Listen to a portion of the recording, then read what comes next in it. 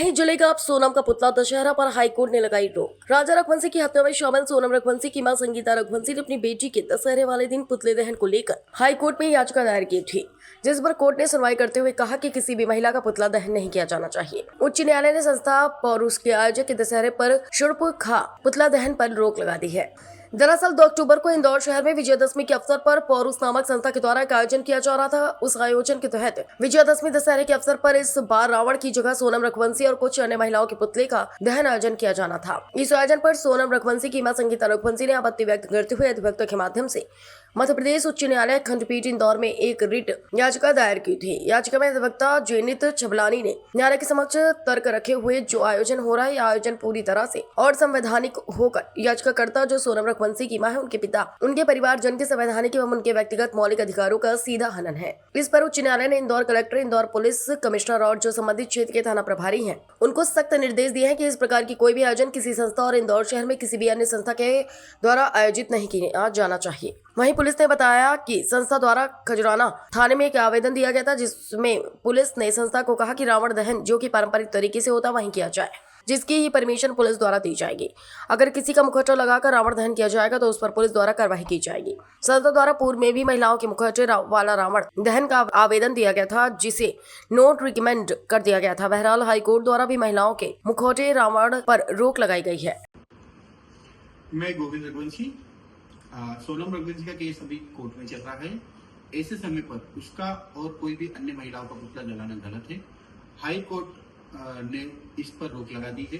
मैं सबसे गुजारिश करना चाहता हूं कि कोर्ट में फैसले से पहले कोई किसी को भी अपराधी ना माने और कानून पर भरोसा रखें। कानून उसका काम कर रहा है और ऐसी आगे से मैं उम्मीद भी करूंगा कि ऐसा कोई भी आपत्तिजनक विषय मार्केट में ना आए।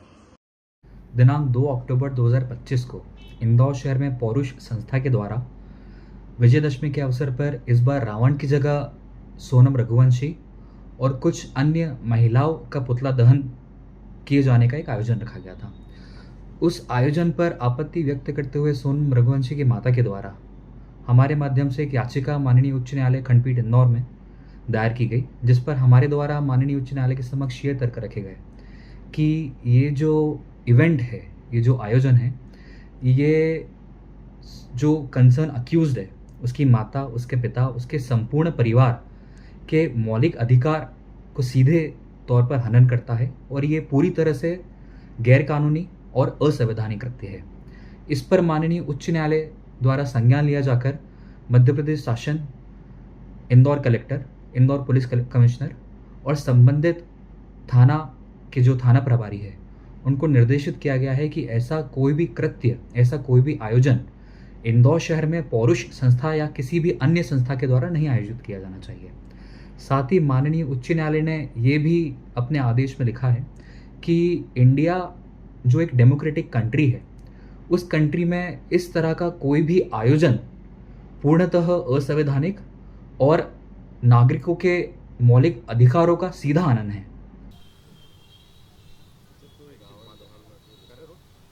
सर, संस्था पुरुष ने एक रावण दहन की अनुमति मांगी थी, जिसको हाईकोर्ट ने रद्द कर दिया था। अब उन्हें वापस अन्य विकल्पों की भी अनुमति मांगी थी। देखिए, थाना खजराना में इनके द्वारा एक आवेदन दिया गया था, लेकिन थाना खजराना के द्वारा इसमें अभी फ़िलहाल नॉट रिकमेंड कर दिया गया है।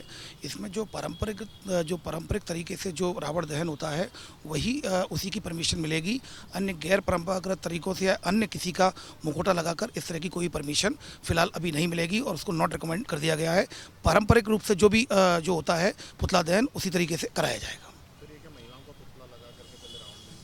इनके द्वारा पूर्व में भी आवेदन दिया गया था, उसको भी नॉट रिकमेंड किया गया था, जिसमें माननीय हाईकोर्ट के द्वारा भी इसमें गाइडलाइन जारी की गई थी और इसी तारतम्य में इनके द्वारा भी दूसरा आवेदन दिया गया था, उसमें भी कहीं ना कहीं एक जो मुखौटा लगाने की बात आई थी, तो उसको भी नॉट रिकमेंड कर दिया गया है। और जैसा कि मैं स्पष्ट करना चाहूँगा, परंपरागत तरीके से रावण जो पुतला दहन होगा।